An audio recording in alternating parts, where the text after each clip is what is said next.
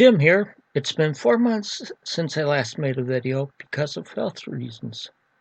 I'm still having problems where I can't sit in front of the camera and the bright lights in order to have enough lighting for making the video.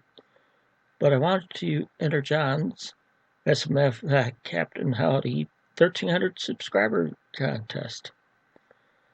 Because of my health problems, I'm doing this video in more of a slideshow format, sort of like when you were in school where the teacher shows a slide or transparency and talks about it and then switches the slide when they're done talking about that particular slide. For this contest, John asked subscribers to show up 5 of their favorite albums or albums they really like and talk about it some and tell which song they prefer to skip or at least or their least favorite on the album. If you've watched many of my videos, you'll note that you'll discover that the largest part of my collection is from the 70s. This is an all 70s edition of songs that I skip. My first pick is from my favorite album by my all-time favorite band. The album is A Question of Balance by the Moody Blues. This psych rock album contains the hit Question on it.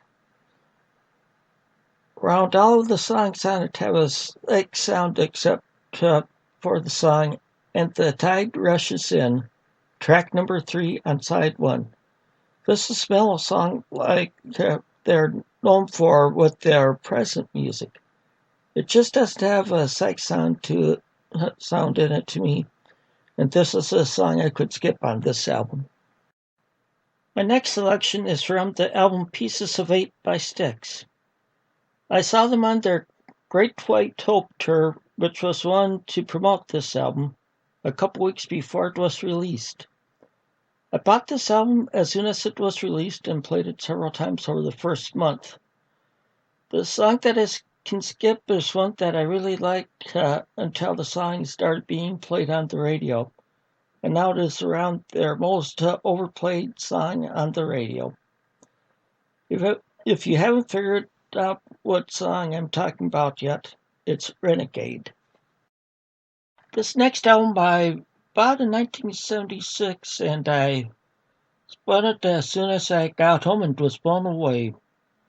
The album is a New World record by Electric Light Orchestra. The songs on it just seem to flow together. There's one song on that album that stands out because it's harder rock than what you're used to from ELO. The song is Do Ya. It made it into the Billboard Top 40, but both the songs Living Thing and Telephone Line from this album made it further on the charts and were on them longer than Do Ya. Even with that, Do Ya is the only song on this album that you hear on the radio from this album and it is overplayed in my opinion. And it is a song I'd skip. The next selection is from an album that was a 25-cent blind buy I bought at the Salvation Army store for 4 or 5 years ago. It's a self-titled album by McGinnis Flint Tap. I didn't know any from 1970, I should say. I didn't know anything about the band, but the cover alone convinced me to buy it. When I got home, I researched it on the internet and found out that the band was formed by Tom McGinnis, who had previously played bass and guitar for Manfred Mann, and Huey Flint, who had played drums in John Mayall's band. The album has a combination of blues rock and folk rock to it. It rivals Klaatu, which is a blind buy of mine from back in the 70s, as my favorite or as my favorite all-time favorite blind buy. The song I could skip on this album is track number 1 on side 2, Dream Darling Dream.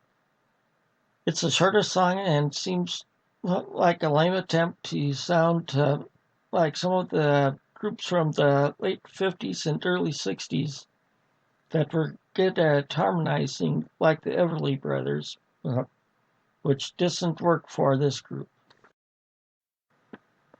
My next pick is from Steely Dan's debut album, Can't Buy a Thrill. This is an excellent debut album, but like almost any album, there's a song that just doesn't cut it like the rest.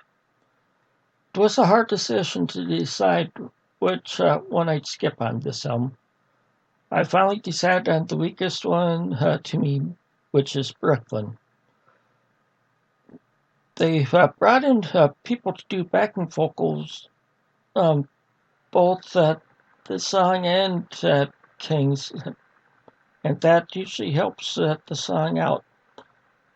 I like King's, but on Brooklyn, the backing vocals just did not give it enough support. So that's my choice of songs to skip. Those are my picks for this entry. I listened to each of the albums again before I'm making this video to make sure. Congratulations on the 1,300 subs, John. It's an awesome achievement to get at that many in under a year. I've been making videos for 3.5 years, and I have only 1/10 of what you have for subscribers. This contest gave me an idea of a thread to start, which I might make a video later this week. I would like to hear from my viewers what you think of this format. It's the best way I can make videos because of my health problems. Just let me know in the comments what you think of this format. Until next time, take it easy and keep on rocking.